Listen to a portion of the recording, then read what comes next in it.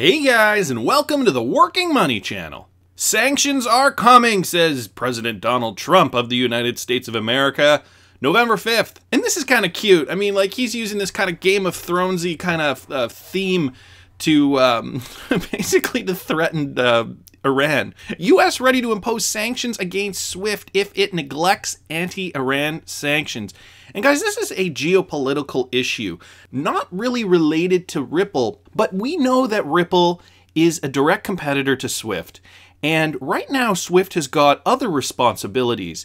They don't just process payments. Since they are the global standard across the world currently to process payments, they are basically in charge of cutting off countries that aren't respecting the rules. So the US will reintroduce sanctions against Tehran that were earlier lifted under the Iran nuclear deal on November 5th. These sanctions will affect the country's energy, banking, and shipping sectors. And so Iran entered an agreement with some other countries. I forget which ones they are here. It says it down here. The United States, Russia, France, China, and the UK, Germany, and the EU, to ensure a peaceful nature of its nuclear program. And I suppose they haven't been doing that. So what the president is saying is that he wants to introduce sanctions now on Iran to limit their potential to do business globally. And guys, the reason this is important is because will Ripple step up to the plate and be able to adhere to the same kinds of laws as SWIFT? And when David Schwartz and his team were creating XRP all those years ago, were they thinking about sanctions and SWIFT? Probably not. So the company has really evolved over the years, and what we're seeing now is the capability for it to take over this kind of technology.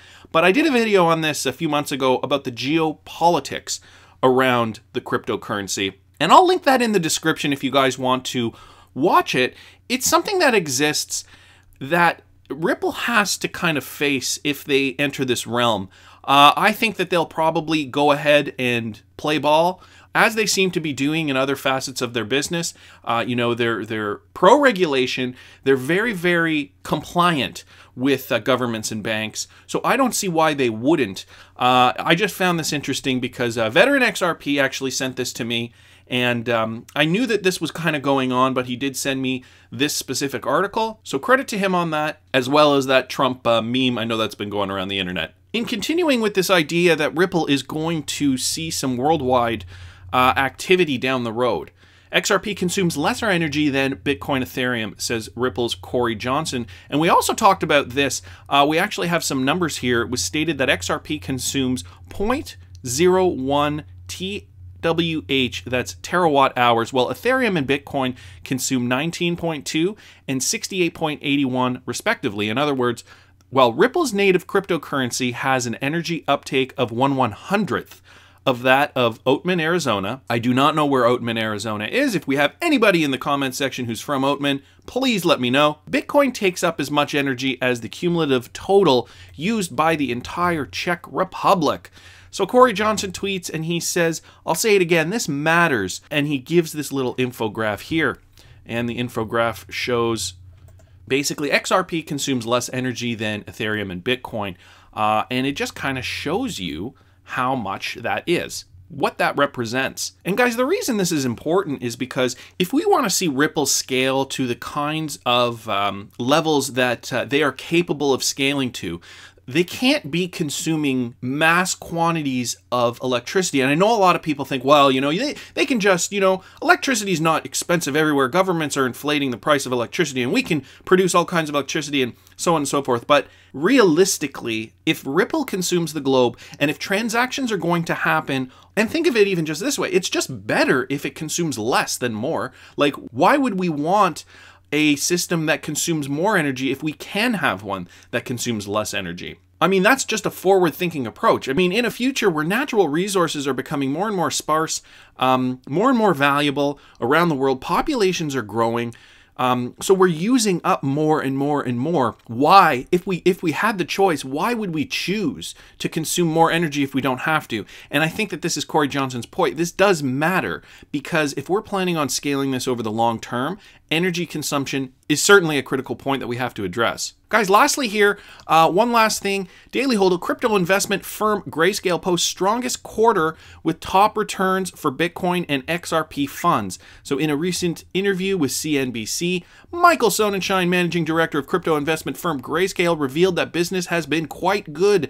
Despite the bear market that's drained almost $600 billion from the market cap. Not only that, most of their inflow money is institutional. And we've heard this before, guys.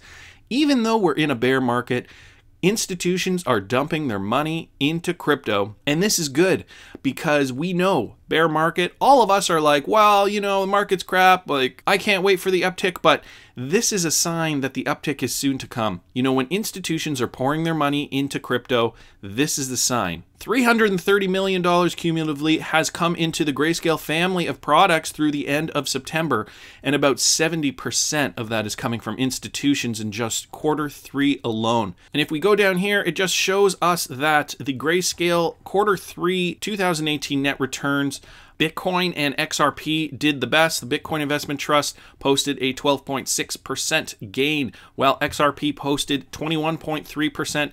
Every other cryptocurrency lost. Ethereum took one of the bigger hits at minus 46%. But guys, this all just goes to show us that people are investing in crypto. XRP is one of the cryptocurrencies in the Grayscale Investment Trust. These guys have confidence in crypto, and they're pulling in their institutional clients to invest. Grayscale can see the future, and we know the uptick will follow with the big banks, you know, already offering crypto solutions to their customers.